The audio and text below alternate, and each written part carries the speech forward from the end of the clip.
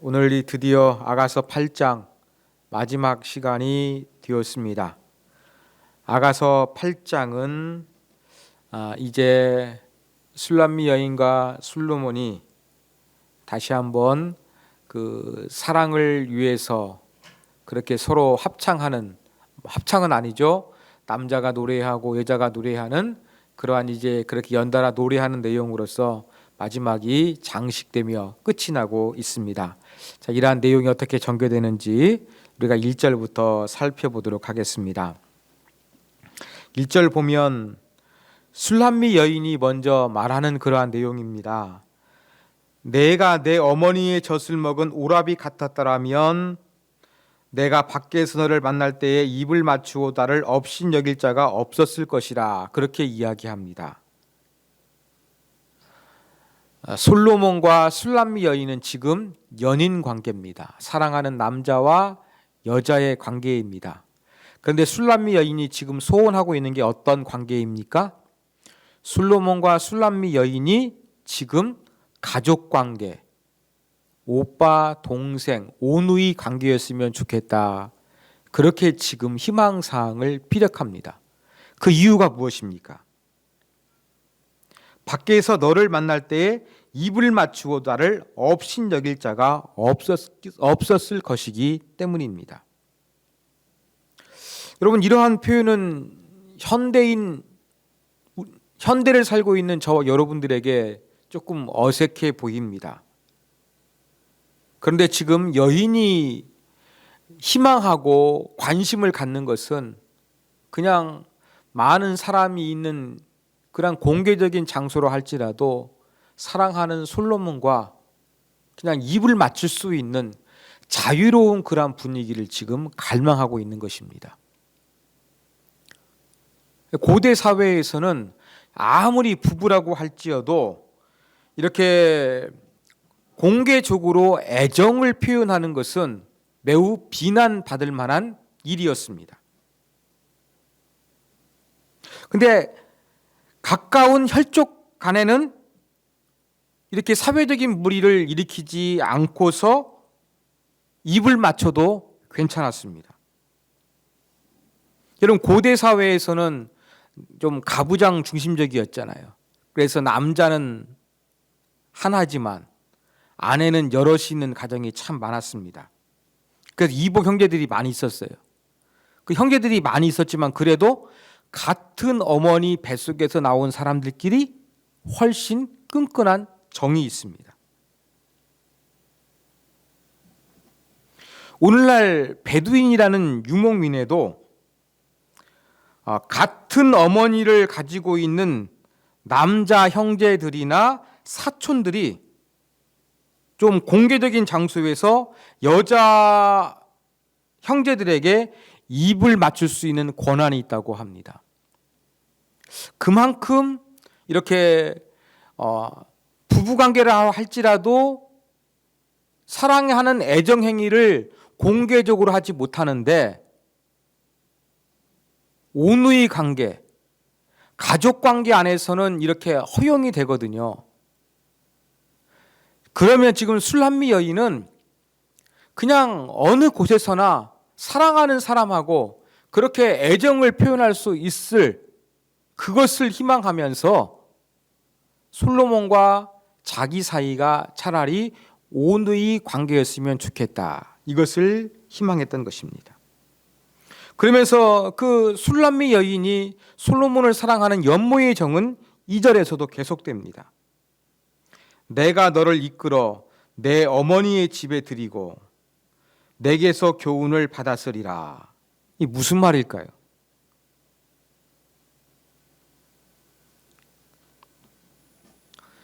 이제 사랑을 나누기 위해서 솔로몬을 어머니의 집으로 지금 이끌어 가겠다고 이야기를 합니다. 비록 아버지의 집을 이야기하지만 여기에서는 어머니의 집을 언급을 합니다. 근데 어머니의 집 어떤 곳이겠습니까? 내게서 교훈을 받았으리라 그랬는데 이것은 술람미 여인이 어머니로부터 교육을 받았을 것이라는 이야기입니다. 여러분, 지금은 유튜브가 우리에게 많은 정보를 제공해 주고 있습니다. 그냥 스마트폰을 켜가지고 검색을 조금 하다 보면 우리가 원하는 정보들을 많이 찾을 수가 있는데, 고대 사회에서는 이렇게 정보를 쉽게 얻을 수가 있었겠습니까? 그럴 수가 없었습니다. 그래서 어떠한 이렇게 조금 여자들끼리 조금 여성의 신체랄지 어떠한 뭐 가사 일이랄지 아니면 어떻게 좀 신체를 발달하는 일이랄지 뭐 가정을 이루는 그러한 남녀 관계랄지 이러한 부분에서 가장 좋게 교사 역할을 해주었던 사람은 어머니였습니다. 바로 그 어머니로부터 뭔가 교육을 받았던 그 장소에서 아름다운 사랑을 솔로몬과 나누고 싶다, 이렇게 지금 표현하는 것입니다. 그러면서 이제 나는 향기로운 술, 즉 석류즙을 마시게 할 것이다 그러는데, 이 석류는 조금 이렇게 사랑의 애정 관계를 표현하는 은유입니다. 그러니까 이 사랑을 나누겠다는 걸로 우리가 해석할 수가 있을 것입니다. 3절도 마찬가지입니다. 왼팔로 머리를 고이고 오른손으로 나를 안는다는 것도 동일하게 사랑의 그러한 그 애정을 표현하는, 이것을 묘사하고 있는 구절입니다. 그러면서 사랑을 나누기 위해서 4절 많이 봤던 것이죠. 예루살렘 딸들아, 내 사랑하는 자가 원하기 전에는 흔들지 말며 깨우지 말지어다. 그냥 두 사람이 사랑할 수 있도록 가만히 내버려 두라는 것입니다. 자, 이제 5절에서는 이제 예루살렘의 딸들이 이제 노래하는 것입니다. 그의 사랑하는 자를 의지하고 거친들, 광야를 의미합니다. 거친들에서 올라오는 여자가 누구냐? 지금 술람미 여인이 그 솔로몬을 너무나 사랑하기 때문에 사랑의 행위를 지금 하고 싶은 마음이 있거든요. 그런 마음을 가진 여인이 누구인지 이렇게 지금 묻는 것입니다. 그리고 5절 하반절은 이제 술람미 여인이 대답하는 것입니다. 너로 말미암아 내 어머니가 고생한 곳, 너를 낳은 자가 애쓴 그곳, 사과나무 아래서 내가 너를 깨웠노라. 술람미 여인은 사과나무 아래서 잠든 솔로몬을 깨웠다고 이야기합니다. 이것도 사랑의 애정의 표현을 나타내는 것입니다. 그러니까 이 출산이 이루어졌던 곳, 어떤 그러한 신체 부위를 통해 가지고 이렇게 해산의 고통을 치렀던 곳, 그곳에서 이제 그 남자 되는 사랑하는 남자인 솔로몬을 깨웠다고 그렇게 이제 노래를 합니다. 그러면서 솔로몬에게 6절은 이제 그 부탁하며 또 사랑의 힘을 노래하고 있습니다. 너는 나를 도장같이 마음에 품고 도장같이 팔에 두라, 그렇게 이야기합니다. 도장을 언급하면서 도장이 마음에 있고 팔에 있다고 합니다. 여러분, 도장은 소유권이나 보증을 유지하는 데 매우 중요한 물건이었습니다. 또 도장은 사랑하는 남녀가 나누어 갖기 원했던 정표여기도 했습니다. 여러분, 창세기에 보면은 그 창녀로 변장한 다말이 시아버지 유다와 그 성관계를 맺는 조건으로서 그 도장을 요구하지 않습니까? 고대 근동에서의 도장은 상당히 소유권과 어떠한 그 보증을 요구했는데, 몸에 이렇게 목에 걸립니다. 그러면 가슴에 내려오겠죠. 그 다음에 팔에도 이렇게 그 도장을 가지고 있었습니다. 바로 이것을 언급하는 것입니다. 이 중요한 도장같이 뭔가 보증하고 소유권을 나타내는 것처럼 술람미 여인은 솔로몬의 소유고 솔로몬의 것이다, 그렇게 나를 사랑해달라.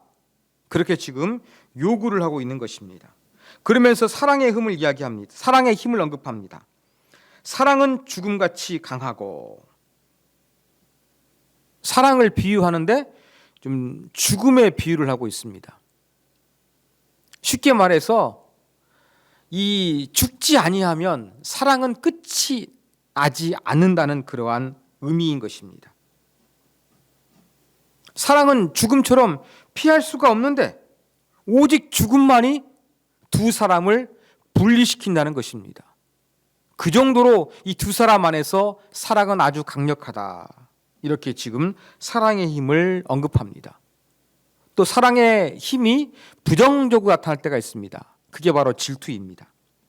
질투는 수홀처럼 잔인합니다. 여러분, 수홀은 죽음 너머의 곳입니다.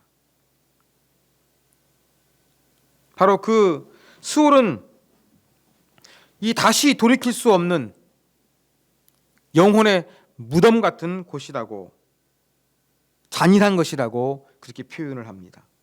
그리고 불길같이 일어난다.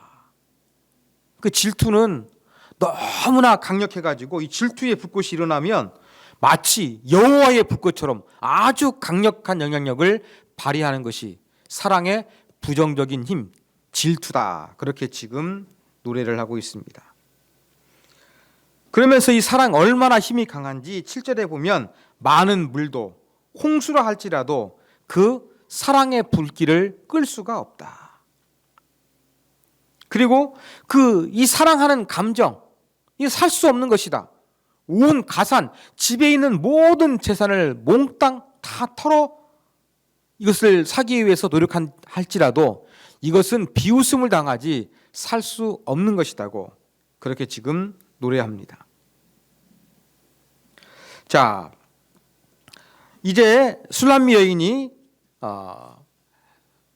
솔로몬의 소유가 되기를 원하는, 강력하게 자기를 사랑해달라는 마음을 표현했습니다. 그리고 사랑의 힘이 얼마나 강하고 사랑의 힘이 부정적으로 발휘하면 얼마나 그 질투의 그 강력한 것도 있는지 이 부분을 지금 언급을 했습니다. 그러면서 8절부터는 조금 과거로 회상을 합니다. 갑자기 이제 우리에게 있는 작은 누이 술람미 여인을 가리키겠죠. 지금 술람미 여인의 오빠들이 다시 한번 등장하고 있는 것입니다. 1장인가 2장에서는 이 포도원에서 오빠들이 일을 시켜가지고 술람미 여인의 피부가 검게 그을렀다 그랬는데 그 오빠들이 아가서 8장에서는 그녀를 위해 상당히 관심을 가지고 보호하기 위해서 애쓰는 존재의 모습으로 묘사가 되고 있습니다. 자, 술람미 여인의 오빠들은 이 누이를 위해서 무엇을 할 수 있을 것인가? 여기에 대해서 지금 결혼하기 전에 나눴던 대화를 회상을 합니다. 우리에게 있는 작은 누이는 아직도 유방이 없구나. 무슨 말이겠습니까?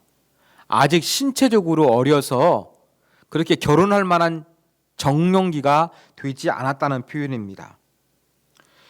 그가 청혼을 받는 날에는 우리가 그를 위하여 무엇을 할까? 아직 지금 신체 발달이 이루어지지 아니하는 그러한 어린 여동생이지만 이 누이가 청혼을 받는 날 우리가 무엇을 해줄 수 있을 것인가? 여기에 대한 관습을 가지고 있습니다. 여러분, 고대 근동에서는 이 오빠들이 여동생의 결혼에 개입하는 것은 상당히 흔한 관습이었습니다.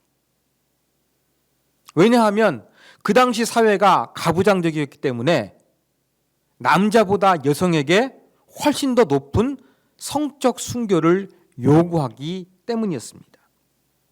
그래서 술람미 여인의 오빠들도 이 여동생 술람미 여인의 이 순결에 대해서 관심을 갖는 것입니다. 그래서 9절 이야기합니다. 술람미 여인이 성벽이라면 우리는 은망대를 그 위에 세울 것이요 그가 문이라면 우리는 백향목 판자로 두르리라. 이것은 어떠한 은유를 지금 표현하는 것이겠습니까? 자, 성벽과 문은 좀 대립되는 것입니다. 성벽은 외부로부터 이렇게 딱 막고 있죠. 그래서 이것은 성벽이 딱 막고 있는 성적인 순결을 가리키는 그러한 은유입니다. 대신에 문은 열리게 되는 것이죠. 이건 어떤 성적인 순결을 잃어버렸던 것을 이야기합니다. 그러니까 술람미가 순결을 지켰다면 은으로 된 망대를 선물로 줄 것이고, 술람미가 이 순결을 지키지 못했다고 한다 그러면 백향목 판자로 두를 것이다, 그렇게 이야기를 합니다. 백향목은 그 당시 가장 비싼 나무였습니다. 그러면 순결을 잃었다 할지라도 사랑하는 여동생을 가장 좋은 곳으로 최선을 다해서 지킬 것이다, 이렇게 표현하는 것이겠죠. 자, 이런 오빠들의 이야기에 10절은 술람미 여인이 반응하는 내용입니다. 나는 성벽이요, 성적으로 순결하다는 것입니다. 그렇지만 아직 지금 아무것도 모르는, 결혼할 수 없는 그러한 미성숙한 여자아이가 아니라 내 가슴은 망대와 같이 발달해 있다, 그것을 표현합니다. 그러면서 그러므로 나는 그가 보기에 화평을 얻은 자 같구나, 그렇게 이야기합니다. 자기가 조금 신체적으로 성숙을 해가지고 화평하는 것은 어느 정도 완벽해야 누릴 수 있는 감정이지 않겠습니까? 그러니까 이 솔로몬의 마음을 사로잡다는 의미가 있는 거예요. 내가 성적 순결도 지켰고 내가 신체적으로도 그렇게 여성성이 발달을 해가지고 남자가 볼 때에 남자들의 마음을, 사랑하는 남자의 솔로몬의 마음을 사로잡은 그러한 모습을 지니고 있다, 이렇게 지금 답을 하는 것입니다. 이것은 바로 이미 결혼했지 않습니까? 살펴본 대로 과거의 것을 회상하는 내용이 담긴 것이라고 할 수가 있을 것입니다. 자, 11절과 12절도 역시 과거를 회상하는 것입니다. 솔로몬을 처음 만났을 때를 회상하는 것입니다. 자, 솔로몬이 바할 하몬에 있는 포도원이 있다고 그렇게 이야기합니다. 근데 이 포도원을 지키는 자에게 맡겨주고서 뭔가 조금 이제 수입을 올리고 있다고 이야기를 합니다. 이건 뭘 의미하느냐? 여러분, 포도원은 이렇게 사랑하는 대상, 사랑하는 사람들을 가리키겠죠. 그런데 이 솔로몬의 포도원이 어디에 있냐면 바할 하몬이라는 곳입니다. 이 바할 하몬이 어딘지 정확히 우리는 알 수 있는 것이 없습니다. 그런데 이 바할 하몬의 뜻은 무리들의 주인 또는 재물의 주인, 그러한 의미를 가지고 있습니다. 그러면 솔로몬이 많은 부귀영화를 누렸던 사람이니까 많은 재물을 가지고 있다, 또 무리들의 주인이라는 것은 많은 포도원, 즉 많은 여자들을 가지고 있음을 보여주는 은유로 볼 수가 있습니다. 근데 솔로몬에게 많은 그 여성들이 있었지만 어때요? 정말로 사랑했던 것이 아니라는 것이죠. 지키는 자들에게 맡겨뒀다는 것입니다. 직접 관리하지 않고 그냥 필요에 의해서 정략 결혼했다는 그러한 의미로 우리가 이 11절의 표현을 해석할 수가 있습니다.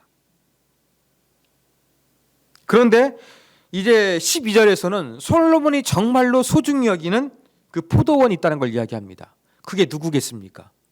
술람미 여인이겠죠. 그러니까 이제 아가서가 끝나기 전에, 그 결혼하기 전에 술람미 가족들이, 특별히 오빠들이 술람미 여인을 걱정하는 대화, 그리고 술람미 여인과 솔로몬이 처음 만났을 때의 그 추억들, 이것이 다시 한번 회상되고 있는 그러한 내용이 지금 마지막 부분에 담겨져 있는 것입니다. 그러면서 솔로몬에게 많은 여자들이 있었지만 솔로몬이 직접 가꾸는, 직접 사랑하는, 정말 사랑하는 여인은 술람미 여인뿐입니다. 그러면서 솔로몬은 13절에 이렇게 고백합니다. 너 동산에 거주하는 자야. 바로 술람미 여인을 가리키겠죠. 친구들이 내 소리에 귀를 기울이니 내가 듣게 하려무나. 술람미 여인이 아름답고 참 좋은 여인이기 때문에 친구들도 목소리를 듣고 싶어 할 정도로 훌륭한 사람이다. 아름다운 여인이다. 이것을 지금 노래하는 것입니다. 이제 마지막 14절은 술람미 여인이 이제 화답하며 노래하는 내용입니다. 내 사랑하는 자야, 너는 빨리 달려라. 향기로운 산 위에 있는 노루와도 같고 어린 사슴과 같이 빨리 달려오라는 것입니다. 솔로몬에게 사랑을 나누기 위해서 빨리 자기에게로 와라. 이러한 내용으로 이제 아가서 맨 마지막 절이 끝이 나고 있습니다. 자, 이러한 아가서 8장의 내용을 통해서 우리가 배울 수 있는 교훈점 몇 가지를 살펴보도록 하겠습니다. 첫 번째 교훈입니다. 여러분, 우리 그리스도인의 신앙은 공적으로 드러나야 한다는 교훈을 얻습니다. 자, 1절에 보면 제가 뭘 설명해 드렸습니까? 술람미 여인이 솔로몬의 관계가 사랑하는 연인의 관계가 아니라 한 어머니 뱃속에서 나온 오누이 같았으면 좋겠다. 이것을 희망했다고 말씀을 드렸죠. 그 이유가 바로 무엇이었습니까? 공개적인 장소에서 마음껏 입을 맞추며 사랑을 나누고 싶었기 때문입니다. 자, 이것이 영적으로 우리에게 어떠한 의미를 가져다 주겠습니까? 술람미 여인과 솔로몬이 공적인 장소에서 사랑한다는 것은 주님과 우리 관계의 사랑, 즉 우리의 신앙이 공개적으로 드러나는 것을 의미한다고 해석할 수가 있는 것입니다. 사랑하는 여러분, 여러분들도 우리의 신랑 되신 예수님을 사랑하시죠? 하나님을 사랑하시죠? 그러면 그 사랑을 내 마음속에서 나 혼자 기도할 때, 나 홀로 하나님의 말씀을 묵상할 때, 내가 거룩한 성전에서 하나님을 향해서 예배할 때, 이때만 하나님을 사랑한다고 고백할 것이 아니라 어떠해야 되겠습니까? 사람들이 있는 앞에서 우리가 얼마나 하나님을 사랑하는지 그것을 어느 때에는 표현하는 것이 정말 필요한 것입니다. 이것을 잘못하게 되면 이 바리새인들처럼 외식함이 됩니다. 너무나 사람들을 의식하게 되면 이것이 외식함이 됩니다만,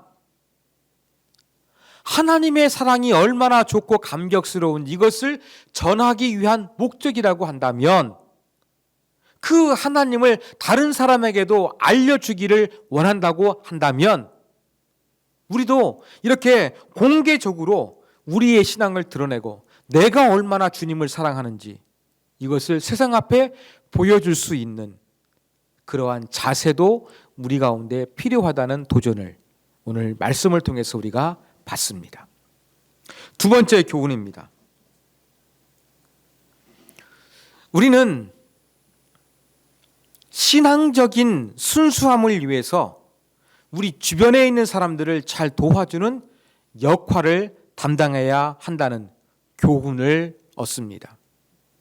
자, 오늘 본문 가운데 보면은 이제 술람미 여인이 결혼하기 전에 그의 가정에서 오빠들과 술람미 여인과의 이루어졌던 대화가 회상되고 있다. 그렇게 제가 말씀을 드렸습니다.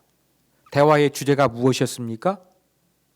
술람미 여인의 순결에 대한 그런 부분이었습니다.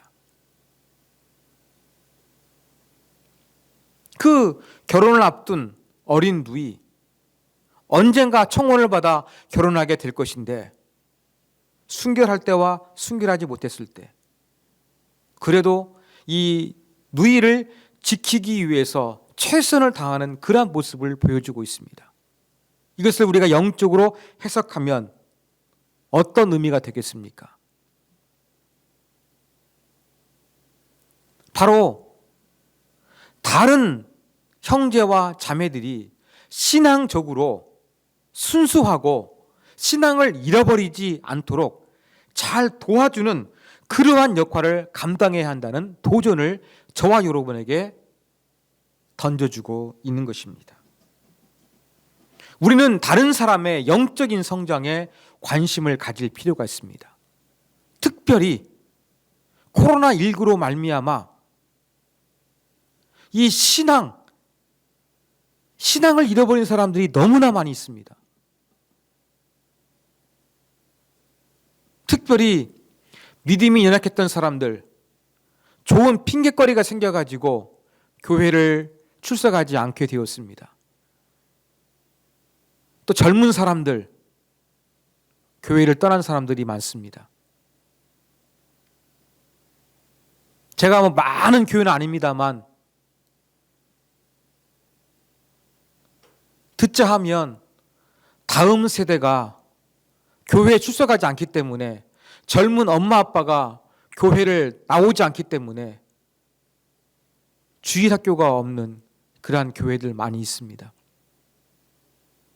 코로나 시국을 맞이해서 우리 한국 땅에 가난한 성도, 즉 신앙은 있지만 교회에 출석하지 않는 사람이 300만 명이 넘을 것으로 추정을 하고 있습니다. 이렇게 코로나19로 말미암아 많은 사람들의 신앙이 약해졌습니다. 하나님을 예배하는 자리에 오지를 않습니다. 믿음의 순결을 잃어가고 있는 세대가 너무나 많이 있습니다. 우리가 이러한 사람들을 어떠한 시각으로 바라봐야 되겠습니까? 그들이 신앙적인 순결, 주님을 사랑하는 마음을 잃지 않도록, 하나님이 아닌 다른 것을 섬기는 영적인 우상 숭배에 빠지지 않도록 우리가 그들을 지켜주는 좋은 역할 해야 되지 않겠습니까? 어느 때보다 이렇게 다른 사람들이 신앙적인 순결을 지킬 수 있도록 도와주는 것이 절실한 사회가 되었다. 다시 한번 오늘 말씀을 통해서 이 부분에 대해서 저와 여러분이 강력한 도전을 받았으면 좋겠습니다. 마지막 세 번째 교훈입니다. 우리는 영적으로 죽음같이 강한 사랑의 힘이 필요합니다. 왜 사랑의 힘이 필요하겠습니까? 힘들고 어려운 세상으로부터 내 믿음을 지키기 위해서 사랑의 힘이 필요할 것입니다. 그뿐 아닙니다. 아까 말씀드린 우리의 신앙을 공개적으로 드러내기 위해서 사랑의 힘이 강력해야 되겠습니다. 내 신앙이 아니라 믿음이 연약한 신앙에 있는 사람들, 이러한 사람들을 도와주기 위해서는 내 힘이 강해야 됩니다. 내가 주님을 사랑하는 힘이 강해야 할 것입니다. 이러한 강력한 사랑의 힘이 우리 가운데 요구되고 있습니다. 아름다운 부부관계를 위하여, 아름다운 부모 자식 간의 관계를 위하여, 아름다운 교회 공동체 관계를 위하여, 그 어느 때보다 우리에게 필요한 것은 강력한 사랑의 힘입니다. 우리의 신앙을 공개적으로 드러내고 믿음이 흔들리는 사람들을 도와주고 내 가족을 지키고 교회의 성도들을 지키는 것은 죽음처럼 강력한 사랑이 있어야 가능할 것입니다. 하나님, 이러한 사랑을 내게 주십시오. 사랑은 죽음처럼 강력한데 이러한 강력한 사랑으로 주님을 사랑하게 도와주시고, 믿지 않는 사람들 영혼에 대한 구원의 열정을 갖게 해주시고, 믿음이 흔들리는 사람들 그들을 지킬 수 있는